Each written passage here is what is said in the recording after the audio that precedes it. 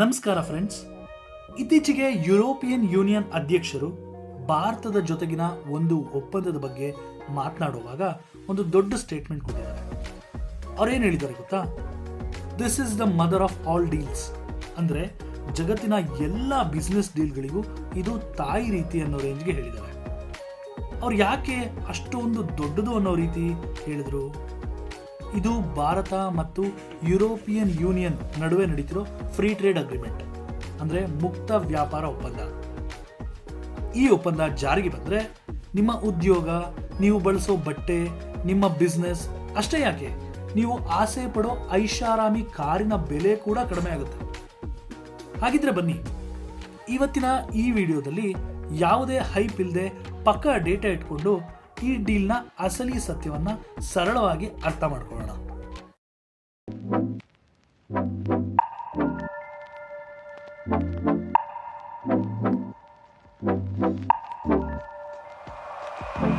ಯಾವುದೇ ಡೀಲ್ ಬಗ್ಗೆ ಮಾತಾಡೋದಕ್ಕೂ ಮುಂಚೆ ಪಾರ್ಟಿಗಳ ಸೈಜ್ ಅಥವಾ ತಾಕತ್ತು ಎಷ್ಟಿದೆ ಅಂತ ನೋಡೋದು ತುಂಬಾ ಮುಖ್ಯ.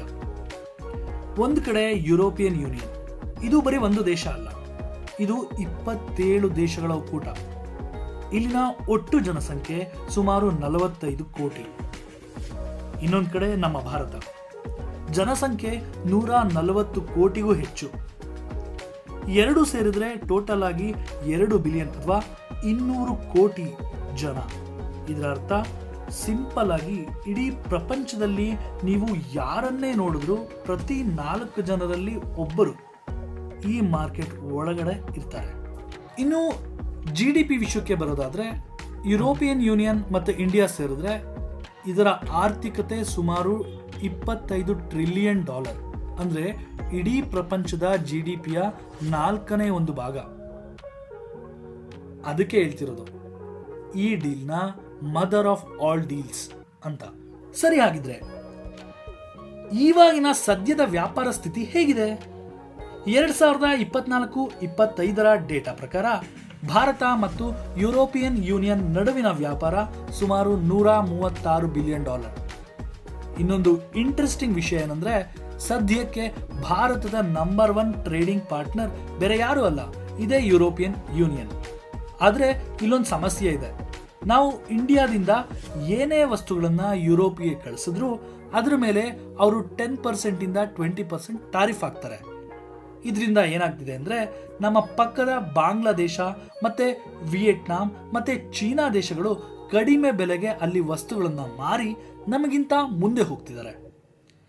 ಈಗ ಆಗ್ತಿರೋ ಈ ಹೊಸ ಡೀಲ್ ಈ ಆಟವನ್ನ ಪೂರ್ತಿಯಾಗಿ ಬದಲಾಯಿಸುತ್ತೆ. ಹಾಗಿದ್ರೆ ಈ ಡೀಲ್ನ ಕೋರ್ ಯಾವುದು? ಅದೇ ಟ್ಯಾರಿಫ್ ರಿಡಕ್ಷನ್. ಇಲ್ಲಿ 2 ಪ್ರಮುಖ ಅಂಶಗಳಿದೆ. ಯುರೋಪಿಯನ್ ಯೂನಿಯನ್ ಏನ್ ಮಾಡ್ತಿದೆ, ಭಾರತ ಯುರೋಪ್ಗೆ ಕಳಿಸುವ 99.5% ವಸ್ತುಗಳ ಮೇಲೆ ಹಂತ ಹಂತವಾಗಿ ಟ್ಯಾಕ್ಸ್ನ 0 ಮಾಡುತ್ತೆ. ಅಂದ್ರೆ ನಮ್ಮ ವಸ್ತುಗಳು ಅಲ್ಲಿ ಕಡಿಮೆ ಬೆಲೆಗೆ ಸಿಗುತ್ತೆ.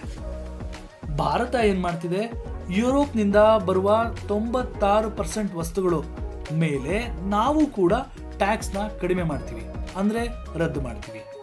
ಅಂದ್ರೆ ಸ್ನೇಹಿತರೆ, ಇದು ಒನ್ ವೇ ಲವ್ ಅಲ್ಲ, ಇದು ಗಿವ್ ಅಂಡ್ ಟೇಕ್ ಪಾಲಿಸಿ. ಈಗ ಅಸಲಿ ವಿಚಾರಕ್ಕೆ ಬರೋಣ. ಈ ಡೀಲ್ನಿಂದ ಲಾಭ ಯಾರಿಗೆ? ದುಡ್ಡು ಮಾಡೋದು ಯಾರು? ಡೇಟಾ ಪ್ರಕಾರ ನೋಡೋದಾದ್ರೆ, ಯುರೋಪಿನ ಬಟ್ಟೆ ಮಾರುಕಟ್ಟೆ ಬರೋಬ್ಬರಿ $260 ಬಿಲಿಯನ್. ಸದ್ಯಕ್ಕೆ ನಮ್ಮ ಪಾಲು ಬರೀ 5% ಅಷ್ಟೇ. ಯಾಕೆ ಅಂದ್ರೆ ನಮ್ಮ ಶರ್ಟ್ಗಳ ಮೇಲೆ ಅಲ್ಲಿ 12% ಟ್ಯಾಕ್ಸ್ ಇತ್ತು, ಈಗ ಅದು 0% ಆಗುತ್ತೆ. ಇದರಿಂದ ಮುಂದಿನ ದಿನಗಳಲ್ಲಿ ಭಾರತದ $4-5 ಬಿಲಿಯನ್ ಎಕ್ಸ್ಟ್ರಾ ಎಕ್ಸ್ಪೋರ್ಟ್ ಆಗ್ಬೋದು. ಇದರ ನೇರ ಪರಿಣಾಮ ಲಕ್ಷಾಂತರ ಹೊಸ ಉದ್ಯೋಗಗಳ ಸೃಷ್ಟಿಯಾಗುತ್ತೆ. ಇಲ್ಲಿಯವರೆಗೂ ಭಾರತದಿಂದ ಎಕ್ಸ್ಪೋರ್ಟ್ ಆಗೋ ಶೂ ಮತ್ತೆ ಚಪ್ಪಲಿಗಳ ಮೇಲೆ 17% ಟ್ಯಾಕ್ಸ್ ಇತ್ತು, ಈಗ ಅದು 0. ಇದು ನಮ್ಮ ಸಣ್ಣ ಕೈಗಾರಿಕೆಗಳಿಗೆ MSME ದೊಡ್ಡ ಬೂಸ್ಟ್. ಯಾಕಂದ್ರೆ ಈ ಸೆಕ್ಟರ್ನಲ್ಲಿ ಬರೀ ದೊಡ್ಡ ಫ್ಯಾಕ್ಟರಿಗಳಿಲ್ಲ, ಸಣ್ಣ ಪುಟ್ಟ ಕೆಲಸಗಾರರೇ ಹೆಚ್ಚಾಗಿದ್ದಾರೆ. ಸೂರತ್, ಮುಂಬೈ ಮತ್ತು ಜೈಪುರದ ವ್ಯಾಪಾರಿಗಳಿಗೆ ಇದು ಗುಡ್ ನ್ಯೂಸ್. ಆಭರಣಗಳ ಮೇಲಿದ್ದ 4% ಟ್ಯಾಕ್ಸ್ ರದ್ದಾಗುತ್ತೆ. ಮುಂದಿನ 3 ವರ್ಷದಲ್ಲಿ ಈ ಬಿಸ್ನೆಸ್ ಡಬಲ್ ಆಗೋ ಚಾನ್ಸ್ ಇದೆ. ಭಾರತವನ್ನ ವರ್ಲ್ಡ್ನ ಫಾರ್ಮಸಿ ಬ್ಯಾಸ್ಕೆಟ್ ಅಂತ ಕರೀತಾರೆ. ಆದರೆ ಕೆಮಿಕಲ್ಸ್ ಮೇಲೆ 22% ಟ್ಯಾಕ್ಸ್ ಇತ್ತು. ಈಗ ಅದು ಹೋದ್ರೆ ನಮ್ಮ ಕಡಿಮೆ ಬೆಲೆಯ ಔಷಧಿಗಳು ಯುರೋಪ್ ಮಾರ್ಕೆಟ್ನಲ್ಲಿ ಹೆಚ್ಚಿನ ಬೇಡಿಕೆ ಪಡ್ಕೊಂತವೆ. ಎಲ್ಲ ಡೀಲ್ಗಳು ಬರೀ ಲಾಭನೇ ತಂದುಕೊಡೋ ಥರ ಯಾವತ್ತೂ ಇರೋದಿಲ್ಲ. ಇಲ್ಲೂ ಕೂಡ ಕೆಲವೊಂದು ಪೇನ್ ಪಾಯಿಂಟ್ಸ್ ಇದೆ. ಅದೇನಂತ ತಿಳ್ಕೊಳ್ಳೋಣ. ಇಲ್ಲಿ ಸ್ವಲ್ಪ ಹುಷಾರ ಕೇಳಿ. ಸದ್ಯಕ್ಕೆ ವಿದೇಶಿ ಕಾರ್ಗಳ ಮೇಲೆ ಭಾರತ 110% ಟ್ಯಾಕ್ಸ್ ಆಗ್ತಾ ಇತ್ತು. ಈ ಡೀಲ್ ಪ್ರಕಾರ ಅದು 10%ಗೆ ಇಳಿಯುತ್ತೆ. ಅಂದ್ರೆ BMW, ಮರ್ಸಿಡೀಸ್ ಮತ್ತೆ ಆಡಿ ಕಾರುಗಳ ಬೆಲೆ ಕಡಿಮೆ ಆಗುತ್ತೆ. ಇದು ಕಾರು ಪ್ರಿಯರಿಗೆ ಖುಷಿ ಸುದ್ದಿ. ಆದರೆ ನಮ್ಮ ಲೋಕಲ್ ಕಂಪನಿಗಳಿಗೆ ಟಾಟಾ, ಮಹೀಂದ್ರ ಕಠಿಣ ಸ್ಪರ್ಧೆ ಎದುರಾಗುತ್ತೆ. ಅದಕ್ಕೆ ಈ ಸುದ್ದಿ ಬಂದಾಗ ಆಟೋ ಶೇರ್ಗಳು ಸ್ವಲ್ಪ ಡಲ್ ಆಗಿದ್ವು. ವಿದೇಶಿ ವೈನ್ ಮತ್ತೆ ಸ್ಕಾಚ್ ಮೇಲಿದ್ದ 150% ಟ್ಯಾಕ್ಸ್ ಈಗ 20 to 40%ಗೆ ಇಳಿಬಹುದು. ಅಂದ್ರೆ ಫಾರಿನ್ ಬ್ರ್ಯಾಂಡ್ ಚೀಪ್ ಆಗುತ್ತೆ. ಕುಡಿಯೋರಿಗೇನೋ ಮಜಾ, ಆದರೆ ಲೋಕಲ್ ಮದ್ಯ ತಯಾರಕರಿಗೆ ಇದು ದೊಡ್ಡ ತಲೆನೋವು. ನಮಗೆಲ್ಲ ಗೊತ್ತಿರೋ ಹಾಗೆ ಅಮೆರಿಕದ ಟ್ರೇಡ್ ವಾರ್ ಸ್ಟಾರ್ಟ್ ಆಗಿದ್ದೆ ಟ್ರಂಪ್ ಬಂದ್ಬಿಟ್ಟು ಅವರ ಡೈರಿ ಪ್ರಾಡಕ್ಟ್ಸ್ನ ಇಂಡಿಯಾದಲ್ಲಿ ಸೇಲ್ ಮಾಡೋದಕ್ಕೆ ಹೋದಾಗ ಇಂಡಿಯಾದವರು ಆ ಅಗ್ರಿಮೆಂಟ್ಗೆ ಒಪ್ಕೊಳ್ಳಿಲ್ಲ ಅಂತ. ಭಾರತದಲ್ಲಿ ಯಾವುದೇ ಟ್ರೇಡ್ ಅಗ್ರಿಮೆಂಟ್ ಆದರೂ ರೈತರ ಹಿತಾಸಕ್ತಿಯನ್ನ ಗಮನದಲ್ಲಿ ಇಟ್ಟುಕೊಂಡು ಅಗ್ರಿಮೆಂಟ್ನ ಮಾಡ್ಕೋಬೇಕು. ಸರ್ಕಾರ ಇಲ್ಲಿ ತುಂಬಾ ಜಾಣತನದ ನಿರ್ಧಾರ ತೆಗೆದುಕೊಂಡಿದೆ. ಈ ಡೀಲ್ನಿಂದ ಕೆಲವು ವಸ್ತುಗಳನ್ನ ಹೊರಗಿಡಲಾಗಿದೆ. ಅವು ಯಾವಂದ್ರೆ ಹಾಲು ಮತ್ತೆ ಹಾಲಿನ ಉತ್ಪನ್ನಗಳು, ಡೈರಿ ಪ್ರಾಡಕ್ಟ್ಸ್, ಅಕ್ಕಿ, ಗೋಧಿ, ಸಕ್ಕರೆ, ಚಿಕನ್ ಮತ್ತೆ ಬೀಫ್. ಅಂದ್ರೆ ಯುರೋಪ್ನ ಅಗ್ಗದ ಹಾಲು ಅಥವಾ ಚೀಸ್ ಬಂದು ನಮ್ಮ ರೈತರ ಹೊಟ್ಟೆ ಮೇಲೆ ಹೊಡೆಯಲ್ಲ. ಅಮೂಲ್ ಮತ್ತು ನಂದಿನಿಗೆ ಯಾವುದೇ ತೊಂದರೆ ಆಗಲ್ಲ. ಇದು ಪೊಲಿಟಿಕಲಿ ಮತ್ತೆ ಸೋಷಿಯಲಿ ತುಂಬಾ ಮುಖ್ಯವಾದ ನಿರ್ಧಾರ. ನೋಡಿ ಫ್ರೆಂಡ್ಸ್, ಇದು ಬರೀ ವ್ಯಾಪಾರ ಅಲ್ಲ, ಇದು ಜಿಯೋಪಾಲಿಟಿಕ್ಸ್. ಅಮೆರಿಕಾದಲ್ಲಿ ಟ್ರಂಪ್ ಸರ್ಕಾರ ಬಂದ ಮೇಲೆ ಟ್ಯಾಕ್ಸ್ ಬಗ್ಗೆ ಅನಿಶ್ಚಿತತೆ ಇದೆ. ಚೀನಾ ಮೇಲೆ ನಂಬಿಕೆ ಇಡೋ ಹಾಗೆ ಇಲ್ಲ. ಹೀಗಿರುವಾಗ ಯುರೋಪ್ ಜೊತೆ ದೋಸ್ತಿ ಮಾಡ್ಕೊಳ್ಳೋದು ಭಾರತಕ್ಕೆ ಒಂದು ಇನ್ಶೂರೆನ್ಸ್ ಪಾಲಿಸಿ ತರ. ನಾವು ಜಗತ್ತಿಗೆ ಒಂದು ಮೆಸೇಜ್ ಕೊಡ್ತಿದ್ದೀವಿ, ಭಾರತ ಈಗ ಕ್ಲೋಸ್ಡ್ ಎಕಾನಮಿ ಅಲ್ಲ, ನಾವು ಬಿಸ್ನೆಸ್ ಮಾಡಲು ರೆಡಿ, ನಾವು ನಂಬಿಕೆಗೆ ಅರ್ಹರು ಅಂತ. ಕೊನೆಗೆ ಒಬ್ಬ ಸಾಮಾನ್ಯ ವ್ಯಕ್ತಿಗೆ ಇದರಿಂದ ಏನ್ ಲಾಭ?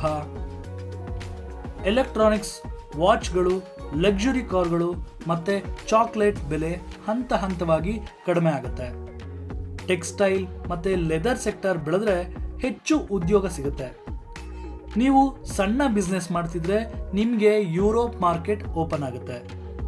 ಶಾರ್ಟ್ ಟರ್ಮ್ನಲ್ಲಿ ಸ್ವಲ್ಪ ಕಾಂಪಿಟೇಷನ್ ಜಾಸ್ತಿ ಇರುತ್ತೆ ನಿಜ, ಆದರೆ ಲಾಂಗ್ ಟರ್ಮ್ನಲ್ಲಿ ಇದು ಭಾರತಕ್ಕೆ ಒಳ್ಳೆಯದು. ಸೊ ಫ್ರೆಂಡ್ಸ್, ಇದಿಷ್ಟು ಮದರ್ ಆಫ್ ಆಲ್ ಡೀಲ್ಸ್ನ ಕಂಪ್ಲೀಟ್ ಕತೆ. ಇದು 100% ಪರ್ಫೆಕ್ಟ್ ಡೀಲಾ? ಖಂಡಿತ ಅಲ್ಲ. ಕೆಲವು ಸೆಕ್ಟರ್ಗಳಿಗೆ ಕಷ್ಟ ಆಗ್ಬೋದು, ಆದರೆ ಇದು ಒಂದು ಬೋಲ್ಡ್ ಮೂವ್. ಭಾರತ ಈಗ ಡಿಫೆನ್ಸಿವ್ ಆಟ ಆಡ್ತಿಲ್ಲ, ಫ್ರಂಟ್ ಫುಟ್ನಲ್ಲಿ ನಿಂತು ಬ್ಯಾಟಿಂಗ್ ಆಡ್ತಿದೆ. ಎಕ್ಸ್ಪೋರ್ಟ್ ಹೆಚ್ಚಿಸೋದು ಮತ್ತೆ ಜಾಗತಿಕ ಮಟ್ಟದಲ್ಲಿ ಸ್ಟ್ರಾಂಗ್ ಆಗಿ ನಿಲ್ಲೋದು ಈ ಡೀಲ್ನ ಗುರಿ. ನಿಮ್ಗೇನನ್ಸುತ್ತೆ ಫ್ರೆಂಡ್ಸ್?